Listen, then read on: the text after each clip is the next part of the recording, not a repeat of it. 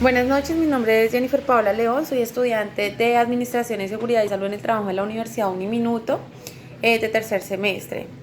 Eh, bueno, en esta oportunidad estoy haciendo una actividad de la materia Desarrollo Social Contemporáneo. El día de hoy les voy a contar un poco sobre lo que entendí de los hitos históricos del modelo de desarrollo dominante. Cuando hablamos de hitos históricos hacemos referencia a los acontecimientos más importantes, a aquello que causó impacto. Los hitos históricos del modelo se refiere a cuando los inferiores estaban dominados por los superiores. Eh, es la época del descubrimiento, se divide la humanidad en dos, es decir, las personas adineradas y las personas de bajos recursos. En esta época se dio la desunión de los países civilizados y de los países bárbaros y se dio inicio al imperialismo, y de ahí se dio un lugar del siglo XIX al siglo XX, profundizando en el neoliberalismo económico que ha ayudado a elevar el mercado capitalista, es decir, la condición más alta, reduciendo toda la mercancía. Los pensamientos dominantes es hablar de otros temas u otros caminos que traigan un bien a la sociedad. En el siglo XVI fue la época de los descubrimientos y como acontecimiento importante se generó el Tratado de Versalles, que fue un acuerdo que se llevó a cabo en París, donde se pretendía obtener la paz de la Primera Guerra Mundial y Alemania. Y nos damos cuenta que los países desarrollados son aquellos que son capitalistas o que generan inversiones.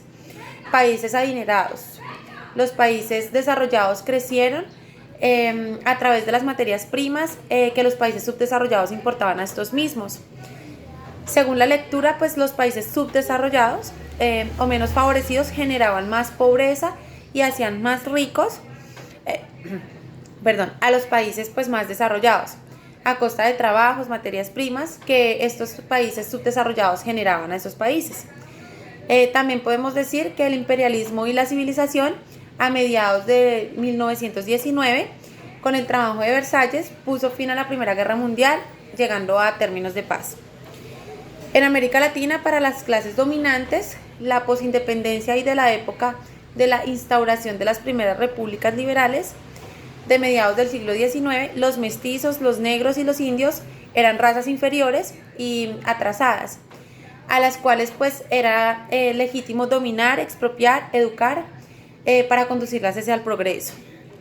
Las distintas culturas o etnias eran sometidas a cambios sociales por medio de la educación para moldear los valores, las creencias, los pensamientos y la forma de su producción, de producir. El pensamiento y los ideales de los estadounidenses europeos se convirtieron en la justificación para la implantación de instituciones políticas, educativas, jurídicas, económicas. Así la cultura latinoamericana se convirtió en una sociedad imitadora que perdió su originalidad y su creatividad. La consagración política del desarrollo.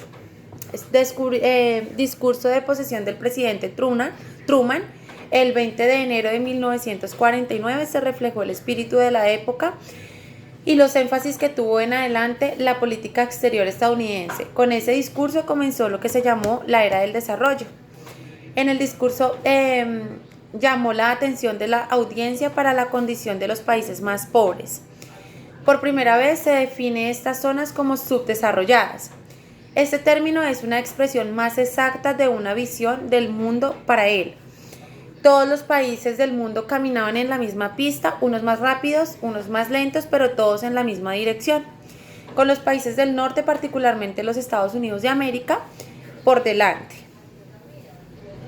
Este discurso marcó el horizonte de la hegemonía en Estados Unidos al desmantelar